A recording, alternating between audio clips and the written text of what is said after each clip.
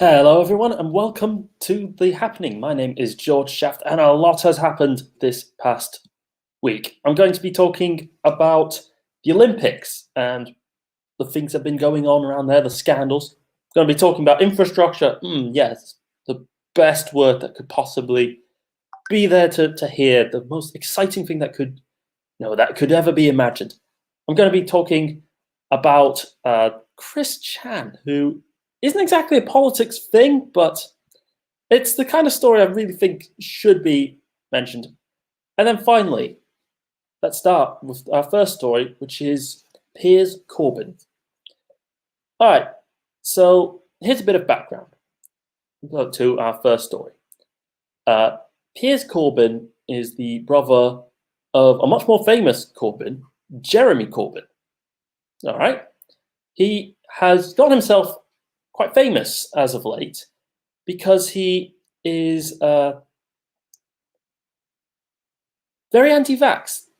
He goes around. He's been going around, going, "Hey, the yeah, I no, I don't like vaccines. I'm against them. There's all sorts of. I'm just like all sorts of, skeptical, yada yada yada." Uh, Little fun fact, a little sort of behind the scenes. I recently actually stumbled upon, I suppose the way to put it, met Piers Corbyn, and I got this close to actually inviting him on to the show because I don't usually have guests. I've kind of decided against because at the thought of, he's a bit untrustworthy, perhaps. Like he's a bit kind of, too extreme, too sort of bizarre in terms of like what he's saying. And I thought that, it's not going to be a very, productive show. Well, it turns out I should have perhaps done it anyway, because he is in the news this week. I've got News Hopper here, not because I like the link, but because it's there and it's, the clearest, easiest one I've got to describe what's going on. And it is Piers Corbyn pranked in YouTube clip on COVID vaccine. All right? So what's the story? Conspiracy theorist and vaccine skeptic Piers Corbyn has been exposed following a YouTube prank. Josh Peters and Archie Manners offered the brother, former Labour leader Jeremy Corbyn, a, quote, dodgy donation of £10,000 after convincing him that they had financial interests in AstraZeneca. The duo said Corbyn, who lives in Southwark, could have the cash if he left AstraZeneca alone, focusing his attentions instead on Pfizer and Moderna. Starting by what they call a brilliant PR firm, Gelb and Yap, the YouTubers sent Corbyn an email claiming to be representatives from a very rich and powerful individual with connections to the company. Having been led to believe this wealthy person wanted to make a donation to his campaign, Corbyn, 74, agreed to a meeting. The pranksters took out $10,000 in cash, which they showed Corbyn, then switched with Monopoly money when he was distracted. Now you might say, okay, this is a prank. This is not a. This is just somebody being fooled. He's had the wool pulled over his eyes, whatever. But let's be real. It also shows something very, very real. It reveals something very, very sort of sinister. Piers Corbyn is probably the most famous anti-vax person in Britain. Now, that is a position that I don't like. I think that vaccines are very, very good for health, I'll put it like that. The reason why a lot of diseases from the bad old days don't exist anymore. But when you have such a sort of big, popular, powerful person, well, not powerful, but influential person, like Piers Corbyn, and you might dismiss that and say, oh, he can't be influential. But he is famous, and like the anti-vax circles respect him. you know, I suppose the way to put it, what I've been thinking is a mix of kind of disappointment and also joy, which is really confusing to say. But you see, on the one hand, I think that Piers Corbyn has been very much on the wrong side of this issue. He's been directly contributing to the worsening of the pandemic by encouraging people to not take the vaccine, by going around saying, all these vaccines, they do all the sort of terrible things of vaccines. None of it's just true, but he goes with it anyway. I think that that's been very damaging for public health. So it's very nice to see him, notched down a peg. But it's also kind of disappointed, I suppose, because I've actually met him. And, I thought, oh, he might be a nutter, but at least he's convinced of his opinions. And I've got a bit of a weak spot for oh, this person's actually sincere. This sincere person actually genuinely, believes all these stupid things. There, pat on the back, that sort of thing. But, this guy is willing to take money to go, oh, actually that one vaccine over there, one of the many, many vaccines against COVID. Actually, no, that one's all right. That one's actually fine. Whatever. It's just insincere. It's just dishonest. And I know, shocking. People in politics are dishonest. Who could have seen that coming? But it still hurts every time. It's that little bit of innocence that can always remain, yet always is eternally being chipped away at. That really gets to you the most. For such a small, paltry amount of money too. £10,000 might sound like a lot to you and me, because it is. But for a political movement, a big organization, it's really not. Especially for someone like Piers Corbyn, who has a national, recognition. People who know politics, even in a passing way, know who he is.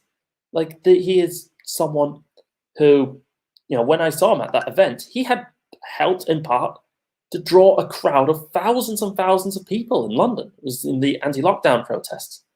I wasn't there for the protests, I was there for something else. But, kind of stumbled in on it. Yet, with that influence, yet with all of that huge crowd willing to travel all the way down to London to see him, he's bribed by £10,000? Really? It's one of those things that always kind of gets me, is with corruption. We've seen this many, many times now with various politicians. I'm thinking of in the United States, they had a senator called Menendez who was also bribed. But again, it was just why are you being bribed by so little money? It's I don't have a big income myself. But, if I was to be bribed, I wouldn't be bribed by 50p. £1 isn't enough to make me renounce everything I know. And yet for someone who's as well off as Piers Corbyn, as influential, as well known, as nationally recognised as him, £10,000 is not going to be a huge amount of money. So there we go. George is surprised yet again by corruption, and George is kind of got mixed feelings about the fact that Piers Corbyn now is demonstrably a bribable person. I suppose the only silver lining about this is that it was pranksters who showed us this. I don't know. I've been getting a lot of sort of respect for pranksters as of late. A few years ago, a couple of pranksters, back when Boris Johnson was the foreign minister, they got a hold of his number and they called him, kind of pretending to be the then new president of Armenia. And it was a half an hour long call where they're going yes, I am totally the president of Armenia. And I totally understand everything I'm talking about.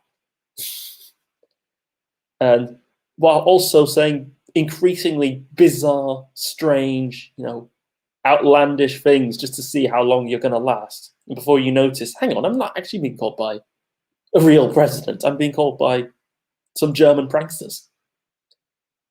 It's good. Like, pranksters have in many ways been becoming the sort of the jesters, if you will, the speaking truth to power in our times. Once upon a time, you would have said it was the chat show hosts, like it was the sort of the TV comedians. But let's be real, that was really only Jon Stewart in the United States, and yet he's retired. He's gone off, and all the rest of them, they're kind of overly partisan. Let's put it like that. They're overly kind of like, oh yeah, power really needs to get truth spoken to and really needs to be made fun of.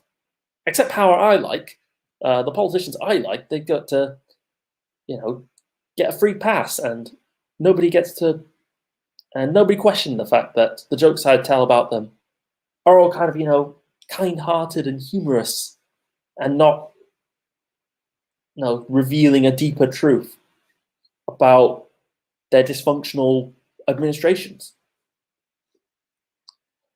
So there we go. A story where I'm glad that Piers Corbyn got pranked. I'm glad that he's been revealed as a bribable person. And I really hope that, this story convinces people to, one, not listen to him, and two, take the vaccine. I mean, it's so important. We've got this disease rampaging around, killing thousands and thousands of people. I mean, in Louisiana this week, like 20,000 people were infected in one day in the United States. It's like, what? That's a hell of a lot of people. And of that number, a bunch of them are going to die. That's just the way the disease works. And man, I can't wait for this whole pandemic to go away sooner. And if an anti-vax man has to be shown to be corrupt in the process, hey, I'm completely A-okay with that. But what do you think?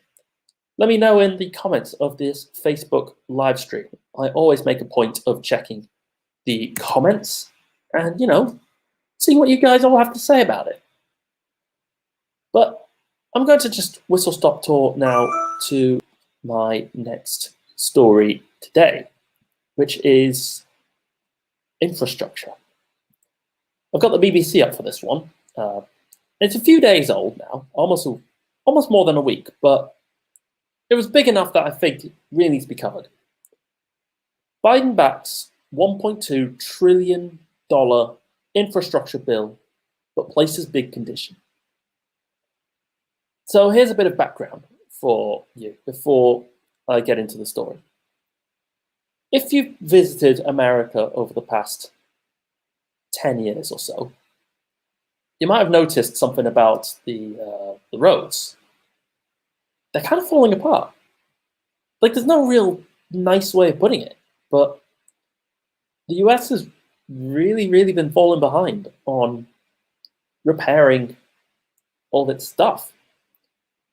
And this is something that kind of impacts me because I have a lot of family in the US, and also, the US being the world's sole superpower, its economic well-being, its infrastructure state, kind of important. And we've been seeing repeated problems with that, dams that have been kind of falling apart and people having to be evacuated and fixed up.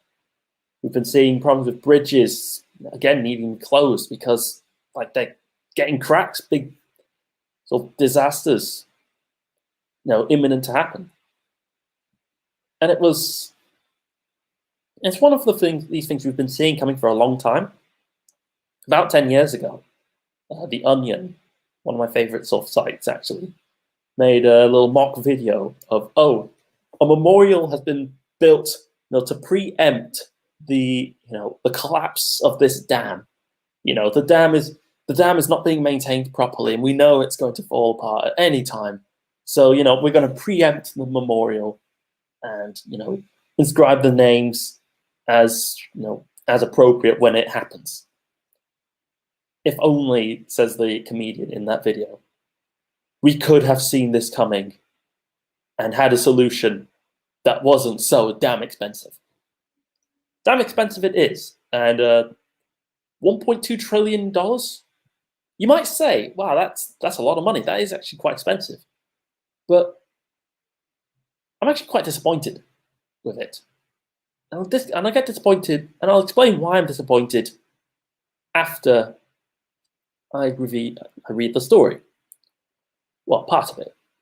The US Senate has struck an agreement for a $1.2 trillion, which is in pounds 860 billion pounds, infrastructure bill in what could herald a legislative victory for President Joe Biden. We have a deal, said the president, after meeting the cross-party group of senators in the White House. The 8-year plan includes fundings for roads, bridges, the power grid, public transport, and internet.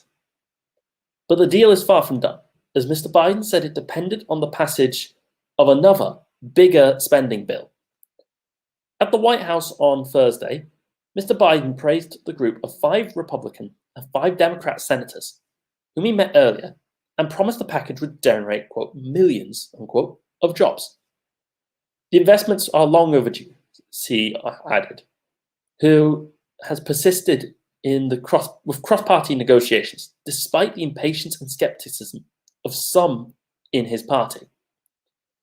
We're in a race with China and the rest of the world for the 21st century, he continued, saying this agreement signals to the world that we can function, deliver, and do significant things.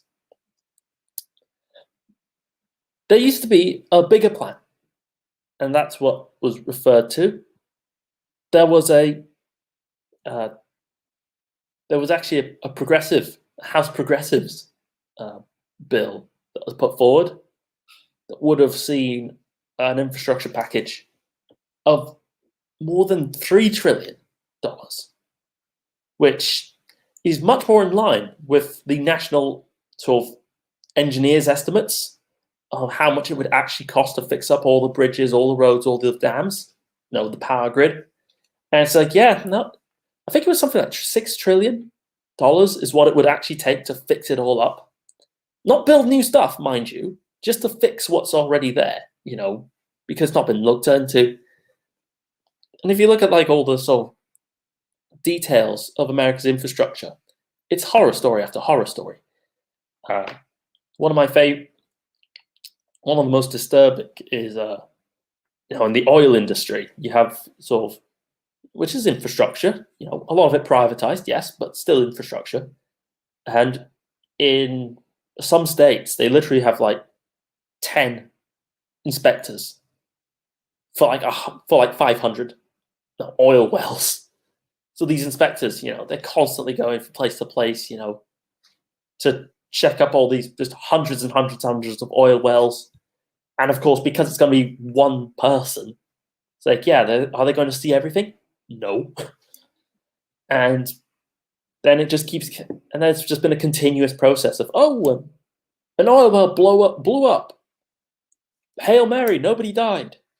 Oh, next week, another oil well blew up, and what a shame. 3 oil workers died. So, yeah, a lot of money is going to be needed for the infrastructure. And I'm disappointed that the number is actually so low. 1.2 trillion, it's a lot of money, but it's how much can you really do with that? Think of how huge the United States is. Think, how many roads, how many bridges, how many power lines are there? And how much it's been neglected, which is really obvious to see when you visit. I've actually not visited since 2019, but even at then, it was obvious that a lot of roads are in bad shape.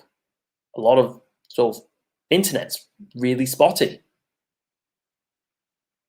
So yeah, I'm lukewarm about the fact that it's like, but that's not enough cash. You need more to fix up all the infrastructure.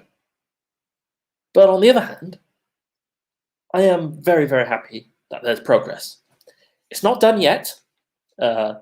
This week's big story was the fact that it reached what they call a quorum in the Senate to overcome the filibuster. There was 67 votes of senators, both Republican and Democrat, going, "Hey, yeah, we don't want like one rando to stand around and read like the encyclopedia at us when we're discussing, how to make sure the bridges don't fall apart. You know, how it's like, yeah, we're gonna sit to the person talk forever and filibuster, our whole law while the power lines are snapping in a stiff breeze. That's going to be really, really, that's going to be really, really sort of productive. No, obviously not.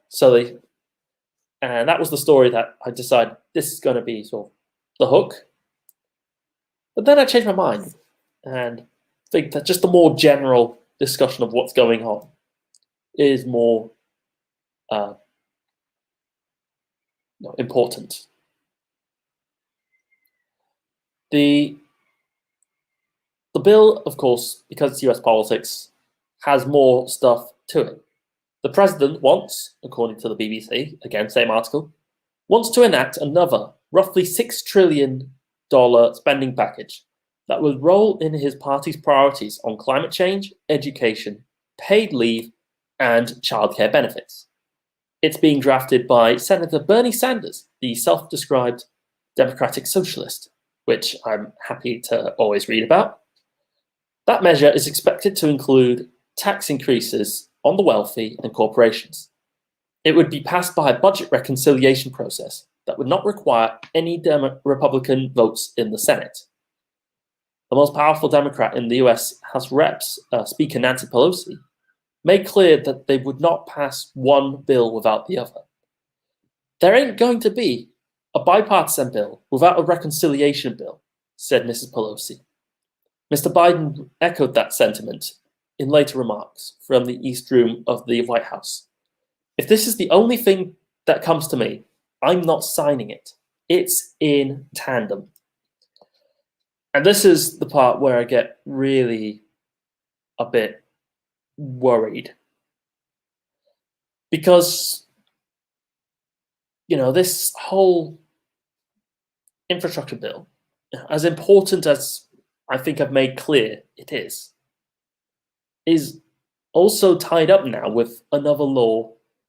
Well, mind you, $6 trillion for what I consider to be good things. The fact that the United States doesn't have paid maternity leave, by federal law, I can only think of as a scandal.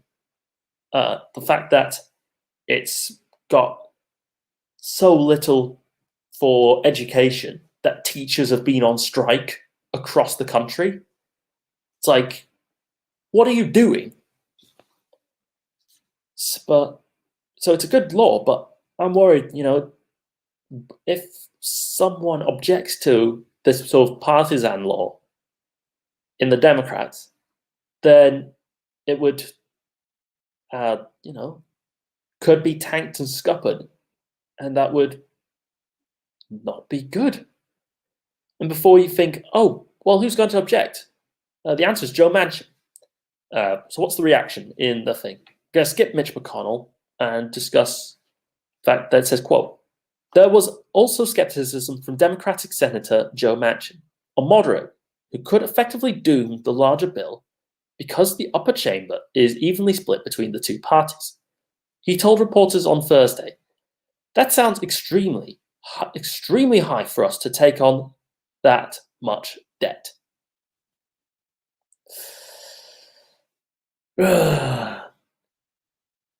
I mean, I've made my views clear in the past on what I really think about sort of government debt. But long story short, it's not a big deal. It really isn't. Like we make a huge thing of it, of like, oh, oh, the government's got like loads of debt. What a scandal. And it's like, okay. I mean, what's going to happen? Like the worst that happens. I mean, people point to countries like Argentina, which have had like real troubles. I'm not going to deny that. But it's like the worst that happens when like a country defaults on its debts, like Argentina did, is it defaulted on its debts. And then it was kind of like, okay, now what? I mean, it got to the point with that one in particular that the creditors went full repo man and they repossessed and they seized a warship, which was scary and amusing, but also just a show of like, yeah, but what are you going to do? I mean, let's go with this one in particular of debt. Like, imagine the US actually does, have so much debt that it goes like bankrupt. All right, what are you going to do? Like, what's any creditor going to do? It's like, oh yeah, the United States, I demand my money back. And they go, okay. The only way anything's going to happen is if they go, okay, I'm going to pay you all the back, If they just go, no, we need the money, say, for important things, then what are you going to do? And the thing about it also is, and the thing that particularly annoys me about sort of people that always constantly go like, oh, the debt, is it's not random debt. It's investments. Like, it's really demonstrable and provable that a country with good roads, working power infrastructure, high access, high internet speeds, genuinely prospers from this and gets more money back. Each dollar that's going to be invested into fixing the infrastructure is going to pay for itself. That's, in the private sector, we call that an investment, and it's really popular and standard procedure. But whenever a government wants to do it, suddenly it's all up in arms. Like, no. And it's the same thing in Britain too with the Tories. It's like, oh yeah, let's invest a bit of money into some sector. Oh, no. We can't take on any debt because apparently the state making money is a bad thing. But what do you think? Let me know in the comments below what I have to say, what you think I've got to say. And yeah, at the moment there are no comments, but I am going to keep an eagle eye, watch out for any comments, and I look forward to seeing what you have to say. But in the meantime, I am going to go and let some other people have a chat. Yeah. Don't worry, those other people, they're very nice, very intelligent, they have great things to say. I'll catch you all again very, very soon. The valuations that you place on an asset are always behind you. It's always in hindsight. It's never in front of you. And that's one of the challenges, right? Because you're always valuing what happened yesterday. And what you need is what's going to happen tomorrow. What am I saving or investing for? Why am I doing it? When will I need the money? And how much money do I need? Yeah. So that's quite important, because when you're looking at your net worth, you've got to start with saying, well, what do I want my net worth to be, so that there's a goal, and then work backwards. How do I get there? And if I can start with £50 or $50 a week, if I save that every week, and you can go online and use calculators online. I don't have to teach you the maths behind it, but you can say, okay, and if I get a 3% return and I put this away for how long will it take to reach my goal? And that's called just this basic cash flow projection calculations. And it's what we use in financial planning all the time. What we say to clients is we say, okay, what is your goal? What is your objective? Where do you want to go to? And we discuss that in a lot of detail and over most of the meeting. And then the rest of it is saying, okay, in your exact circumstances, with your risk profile, with how you feel about investments and pensions and taxes and where you are and who you work with, and your education level or your lack of education or how involved you want to be. There's a lot of variables that we take into account, and then we say, okay, here's a plan. You start like this, that's great. And then we review it all the time. And we say, okay, we need to increase it, we're on track, we're not, this is what is happening. Because remember, when you're dealing with assets, the valuations that you place on an asset are always behind you. It's always in hindsight. It's never in front of you. And that's one of the challenges, right? Because you're always valuing what happened yesterday. And what you need is what's going to happen tomorrow. So that's a struggle. Yeah. So there are strategies everywhere from £50 a week up to £100 million, and they're different, right? They range differently from everyone, but and from country to country, to be fair. Different countries have different tax laws, so different vehicles. But from your point of view, at the sort of normal end, I'm not going to call it the low end because I'm in that boat as well. It's as tax efficient as you can get it. That's where you start. You use all the tax efficiencies, and then you step up into different things.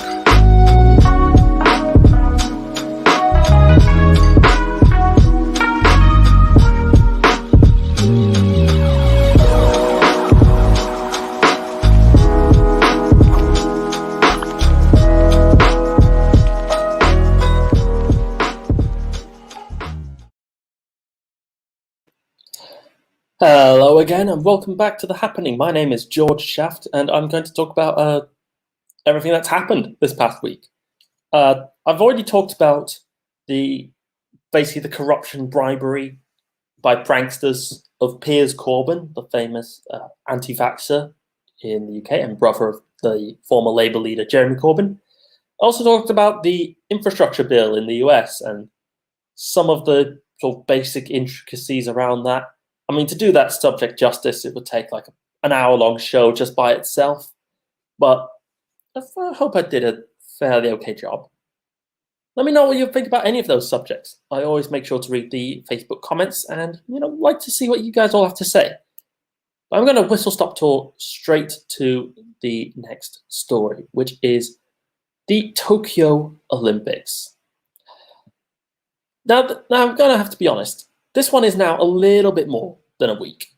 Like, this has been, the story in particular was 7 days ago, but I think it's important and something to be mentioned. And last week I didn't have the oomph for it. And that is, I've got Yahoo Sports up for this, and the title is Olympics Ratings. Opening ceremony sees sharp decline in initial returns. Okay? In a pandemic summer, a fanless Olympics isn't as much as a draw. Friday's opening ceremony averaged 17 million viewers on NBC, both live and delayed, in Nielsen's early fast national ratings. That number will rise once final out-of-home numbers are in early this week. The prior lowest mark for an opening ceremony was in 1988, with 20.1 million viewers for the Seoul Olympics. Per Sports Watch Media, the prior 6 opening ceremonies averaged at least 25 million viewers. The Pyeongchang Winter Olympics in 2018 averaged 27.8 million viewers, and the Rio Summer Olympics in 2016 averaged 26.5 million. London's 2012 opening ceremony holds the record at 40.7 million viewers. And I'm not surprised that the viewership is so down. Just the day before the opening ceremony, the Olympics Committee actually fired the guy who was organizing it. exactly. I might be thinking, what, the day before they fire the guys organizing? Yeah, he was making Holocaust jokes, which isn't exactly, very nice. Uh, so, like, it's like, yeah, okay, I kind of get it, but like, that's kind of a bad start. And bad start is basically all there is to say. I'm really quite. I'll be honest with you. I'll level with you. Actually, I'm actually quite annoyed that the Olympics are happening.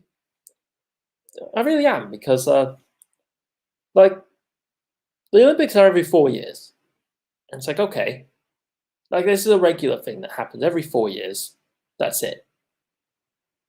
In 2020, the Olympics was postponed, and the thing about it, it's like you're like, yeah, okay, of course it was postponed. There was a pandemic, people were dying everywhere. It's kind of a serious deal. And you can't. And when the sport, I think the way I want to put it is, it sucks, but the Olympics have been cancelled before. I think is the bottom line. Now, in the Second World War, for example, the Olympics were cancelled. I think they were also meant to be held in Japan in 1944, was it? But, Japan during 1944 was kind of busy, and so the Olympics were cancelled. And, we humanity didn't like have another Olympics, at another time, afterwards. They just kind of went, yeah, the Olympics is cancelled. Sucks. Could it would have been nice if if we didn't have to, cancel the Olympics from time to time. But world events happen. What we should just accept it and deal with that. But then they went ahead and have decided to just do it the year after, 2021. It just feels all wrong because it's like, well, it's not every 4 years now. It's every 4 years, but when something happens, we shift the event over to be, another time. And then it was also just like the reason why it was cancelled in 2020 hasn't gone away. Like the coronavirus is still out there, killing people in droves. Yes, less serious perhaps than in the summer of 2020, but that doesn't make it like not be there. And then it's also just like the kind of precautions around the Olympics and the unique way in which the Olympics works just really sort of made it a kind of like, what's going on? There was a story that came just in like the first days of the Olympics that I think kind of cemented it in my mind. Like, yeah, I'm going to have to talk about this. But it was a photograph of like the beds that the athletes were going to be sleeping in. The thing about the Olympics, right? By the way, the whole rest of this show is basically going to be NSFW. It's going to be adult concepts, so there's your warning. But the Olympic Village is famously a place where, when a mummy athlete and a daddy athlete see that they are, both physical perfection specimens of the human species has to offer, and are in close contact, and maybe, celebrating with a gold medal, with a bit of alcohol, and they're together. Yeah, no. Good times happen. The Olympic Village famously goes through millions and millions of condoms. But not this time. In fact, the Olympic Village this year, I don't think even is. I'm going to check this one, but because I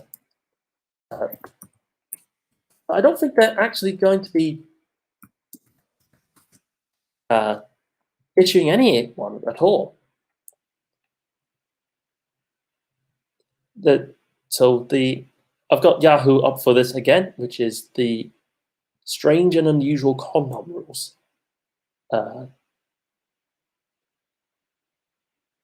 they have got what they call sex-free regulations now.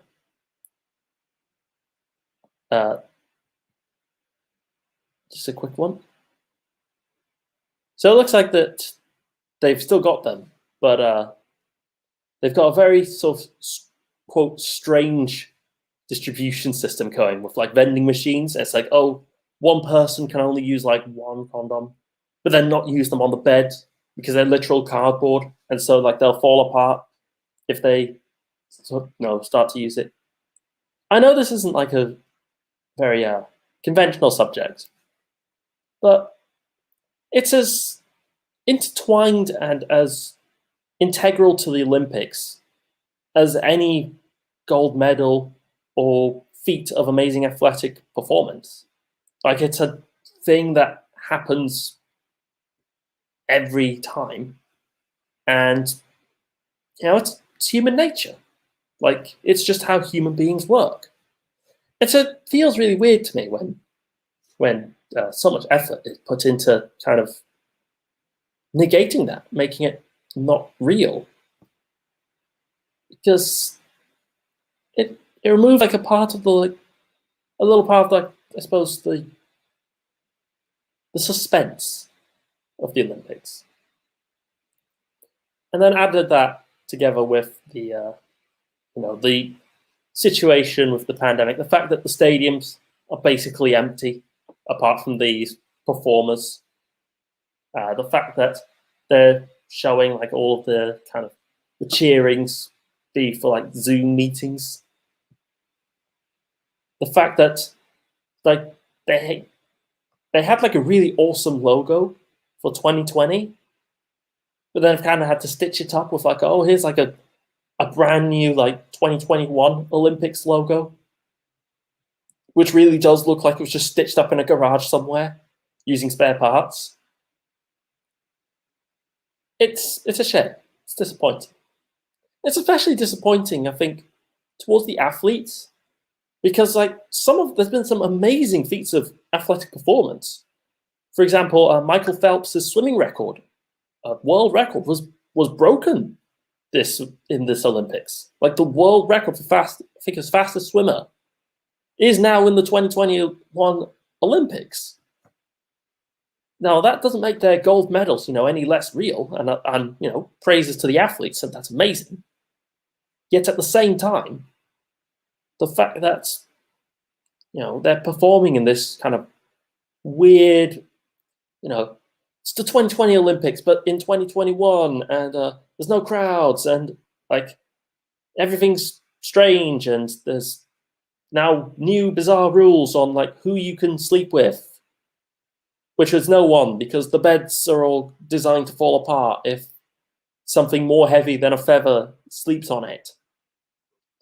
It rubs me the wrong way. It rubs me the wrong way in a way that the Euros didn't, funnily enough.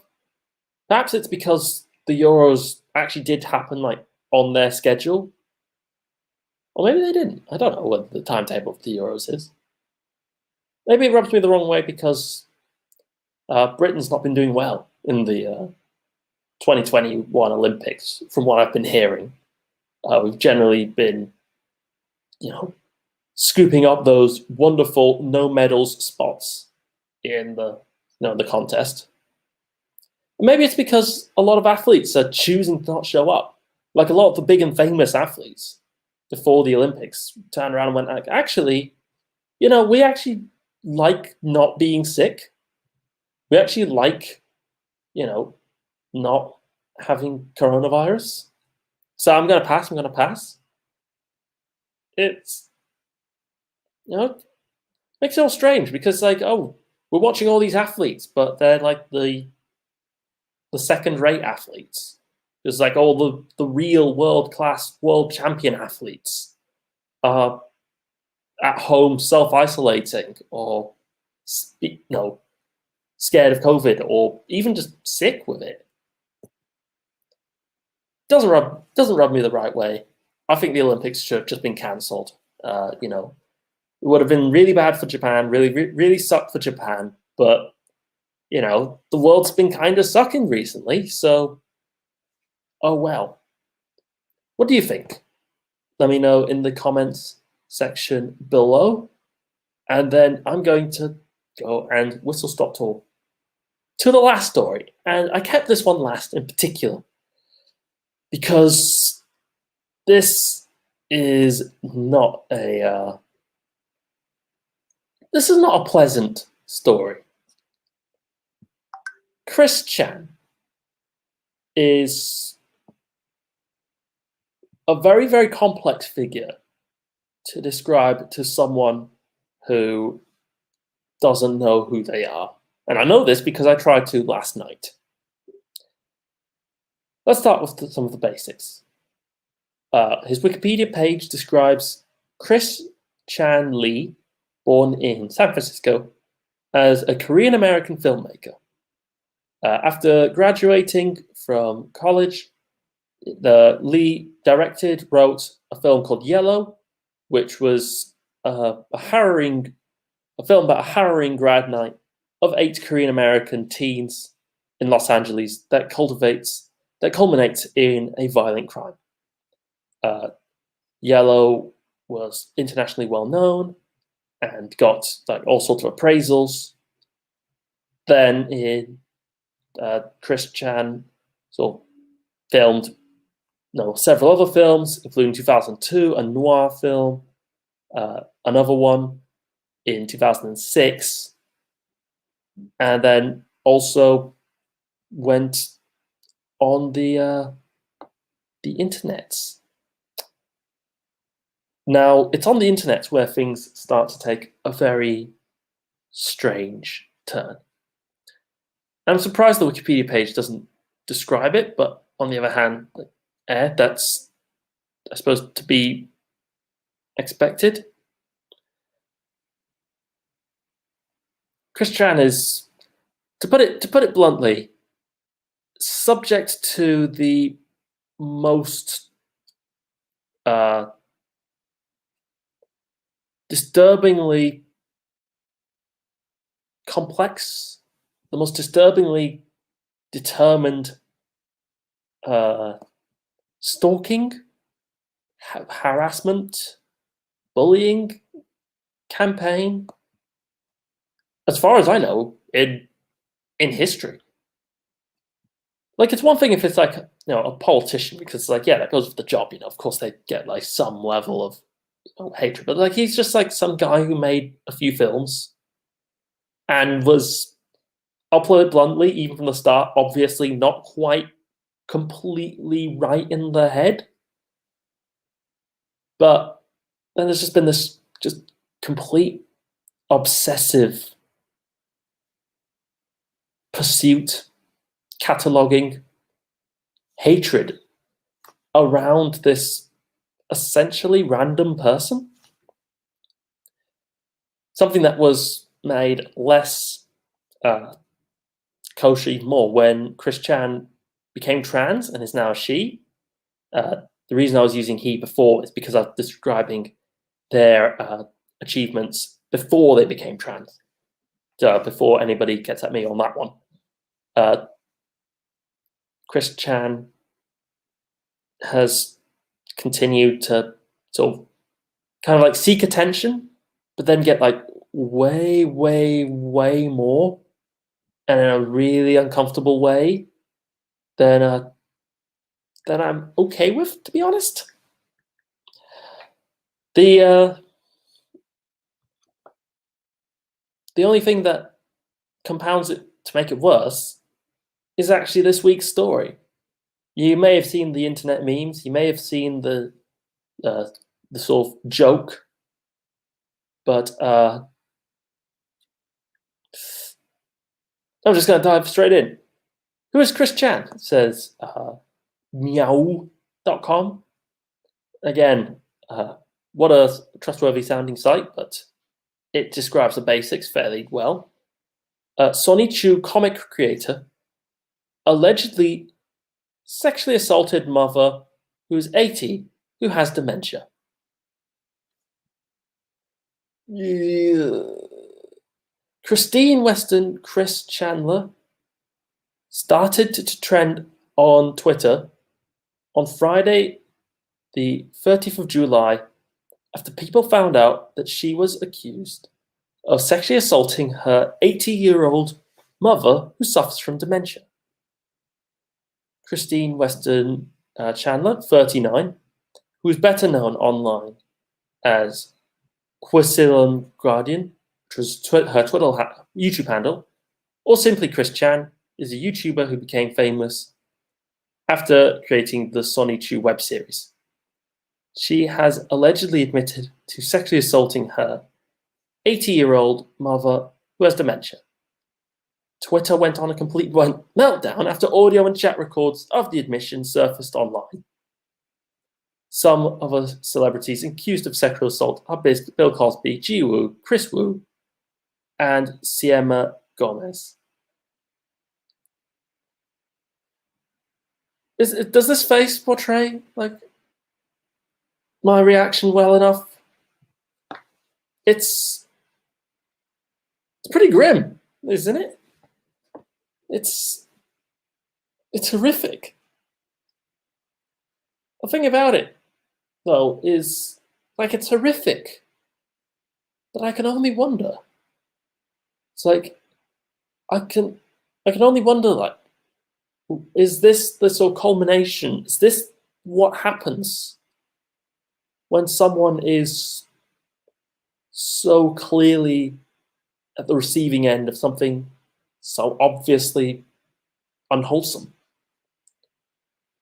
Is harassment of that kind going to like does it always break someone's mind so much that they then commit such a heinous act? Because don't get me wrong, it's a horrendous act.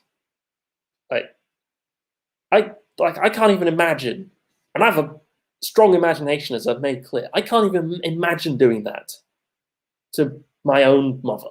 Like, it's just pure horror at such a fault.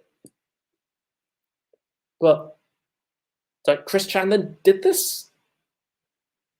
It leaves you speechless. There's just absolutely no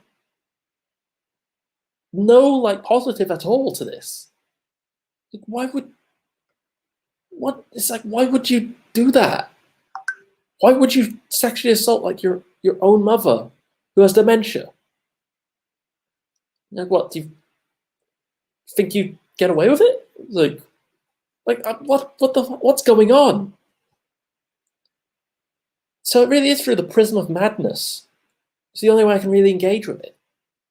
Is to think like, yeah, this person who never really was quite completely right in the head from the start.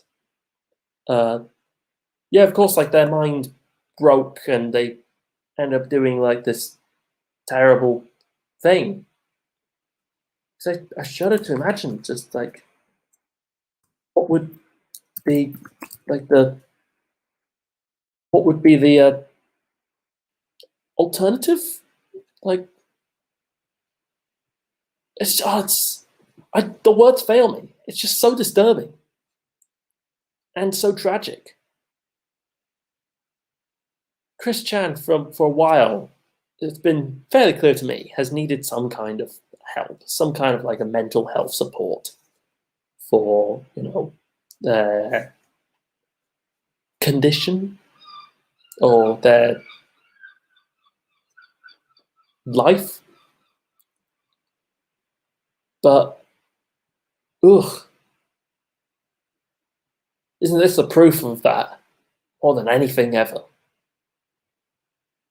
And isn't this going to be the start of a new chapter of what's already been a pretty horrific story all around? I mean, I remember reading about Chris Chan in like 2014 and already being horrified at just like the sheer kind of constant, unrelenting, unceasing abuse, harassment, stalking, including like people physically going to like Chris Chan's house.